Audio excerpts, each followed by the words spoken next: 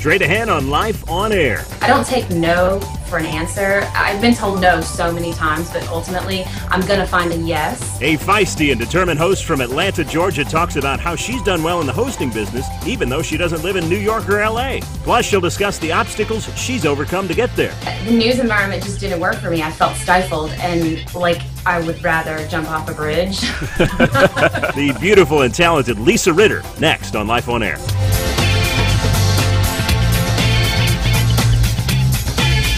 Hey everybody, Tim Tialdo, and welcome to Life on Air. You have reached the podcast for the TV hosting industry. Now, my job is to connect you with the experts, and not just to connect you with them, but let you hear from them directly so you can learn what's going on in the business and get the first-hand experiences of what happens behind the scenes at many of the shows that I know a lot of you want to be on. So stay tuned to this podcast each and every week, because if you do, you're going to become the best host you can possibly be. And when you get in front of that camera, you're going to absolutely rock. And that's my job, is to help you. Now, a couple of quick updates before we get to our interview. At timtialdo.com this month, we're transitioning from coaching into marketing. And mainly, we're going to be talking a lot about social media, because for those of you who are out there on YouTube and Facebook and Twitter and you're trying to brand yourself, there are strategic ways to be able to do that, and each and every day I'm going to cover a little bit different part of that to make sure that you're developing a plan that actually works for you.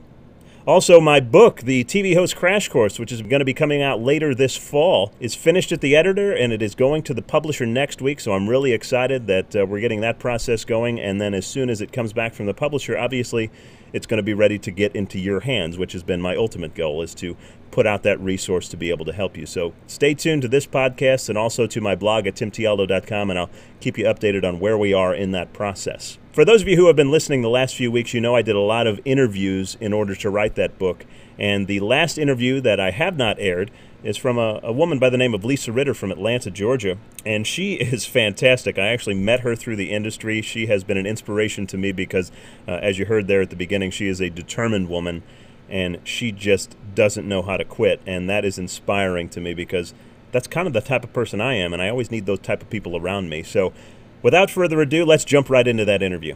On Skype today with Lisa Ritter from Atlanta, Georgia. She is a TV host, among many other things. Let's see, she's been on MTV's Made. She was Miss Georgia USA in 2006. I believe you were a finalist for American Idol. Is that correct? Yeah. What year was that? It was back in 2003, 2004, in the third season. I want to just kind of take a step back in time a little bit here and talk about how you got into the hosting business, because I've explained my story, so maybe if you could explain yours. Yeah, my interest in hosting actually started a very long time ago when I was in high school. I had a really unique opportunity to dual enroll in my high school and a technical high school. So I did actually a 2-year program for radio and television broadcasting while I was still a junior and senior in high school. So I'd spend half my day at the tech school, and then I'd spend half my day at my regular school. Once I graduated, I went on to an internship with Comcast, where I worked for a year going out on field assignments and helping reporters and running the newsroom floor.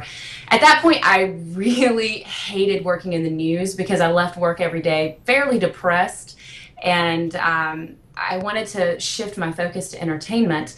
And so then from that point, it just ran the gamut. I went and started doing anything and everything that I felt like would get me involved in the entertainment side of things.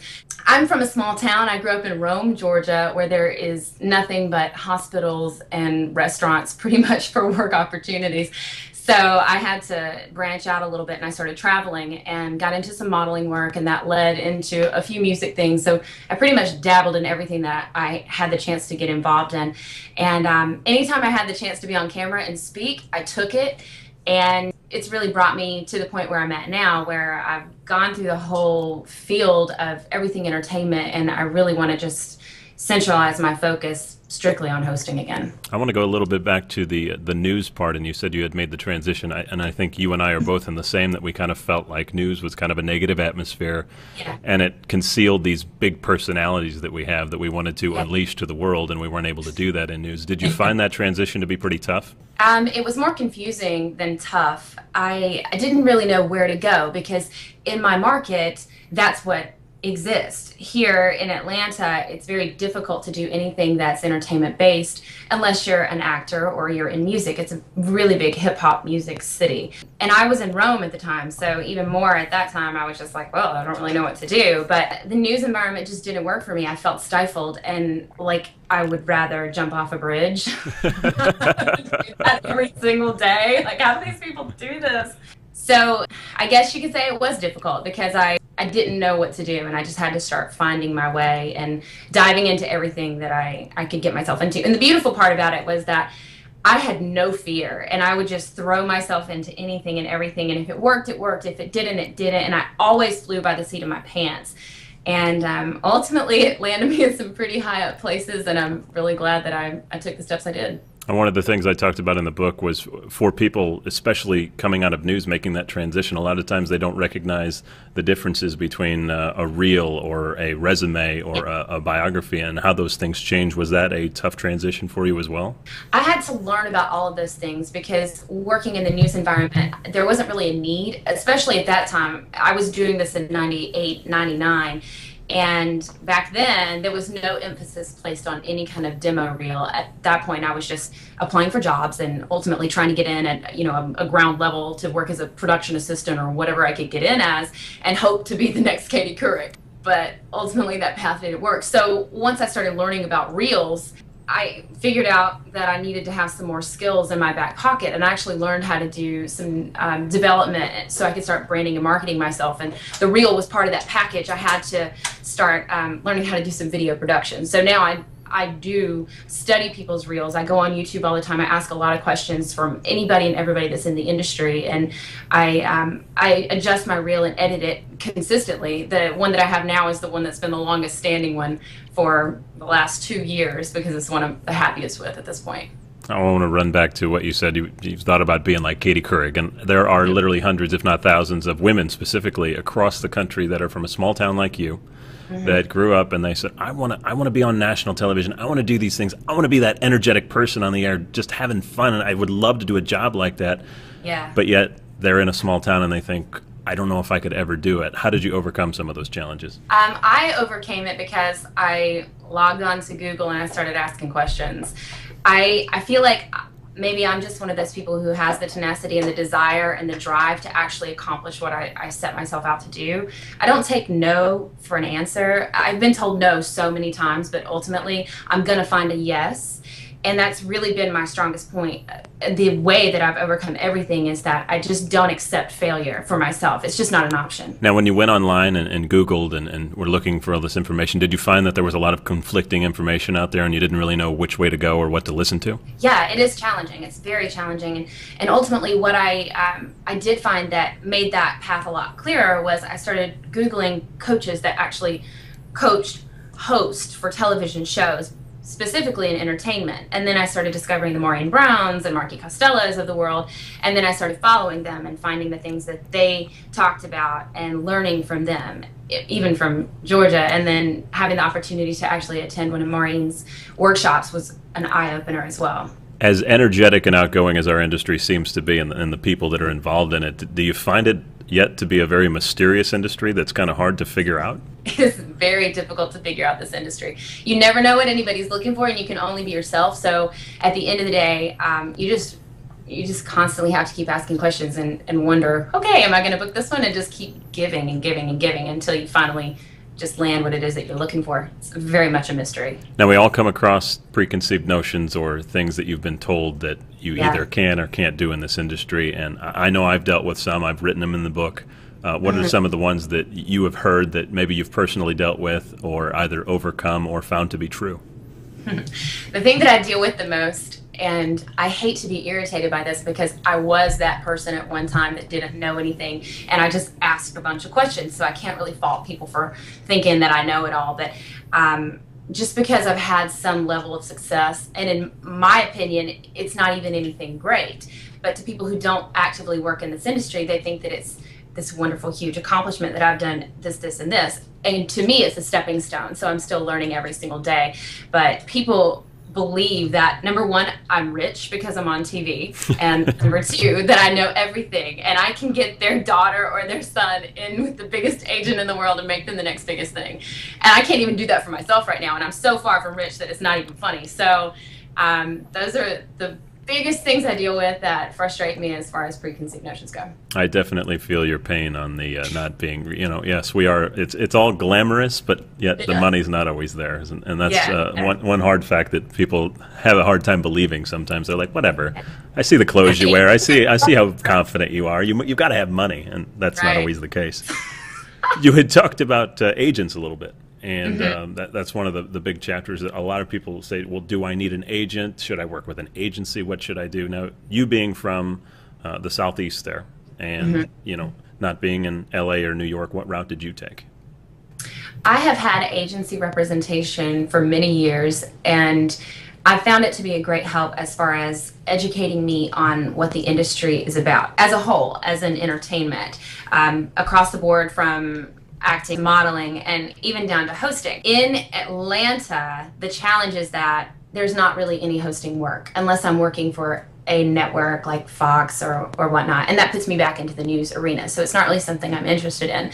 Having an agent is wonderful, but in this particular field, you need to be able to have the gusto to go out and actually get the jobs yourself.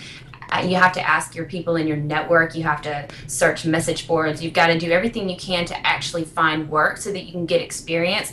It's a double-edged sword, because you want to be able to work, you have to have a reel, you have to have all these tools to actually get employed, but how do you get the jobs that actually get you a reel and get you employed? So you just have to go after it. Having an agent's great, but it's not necessarily going to guarantee you success. What do agents tell you when you call them? I'm more of a go in the front door kind of person. So I've always had good luck with agents, and that's not necessarily going to be the case for everybody. They've always told me that they feel like I've got what it takes to do well in this industry, that it's a very hard road, and they're going to give me what I give them. And I appreciate that, because I'm willing to work harder than anybody else for my own career. So if my agent's going to give me that, then that's great. They do tell me that it's hard to work as a host in Atlanta. They can work me all day long as a day player, and all of the shows that shoot here now, from Necessary Roughness to Vampire Diaries and so on and so forth. But it's just kind of hit or miss. Sometimes the host jobs come through, and sometimes they don't.